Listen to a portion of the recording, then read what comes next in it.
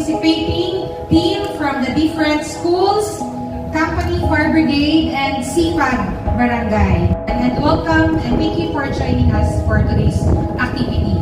First and foremost, magpasalamat kita sa atong pinalangga nga amay sa syudad sa Bacolod, Honorable Mayor Greg Gasakaya. Palakpakan ta si Mayor for funding the whole month celebration of Bacolod City Fire Station. Bago kami hindi tanan na fire station sa Pusod, Pilipinas, may suporta nga inhatag ng LGU. Dili lang sa Bacolod, the whole month funded by Mayor. And ini nga mga activities naton, Paralympics, halin sa opening ito, will not be made possible without that support from Mayor Greg and of course the rest of the council. So palakpakan taliwa si Mayor. Mayor, thank you again for prioritizing the safety and welfare of all Bacolodnon. So sa subong nga aga, as we gather today, your presence here in this first Mayor Greg Fire and Rescue Olympics is a testament that indeed there is unity here in Bacolod City. Ang ini nga Fire and Rescue Olympics is not only to test the skills no sa aton nga mga responders, but of course to foster camaraderie and friendship. Because pag may emergency, kita Japon ang makilinanay.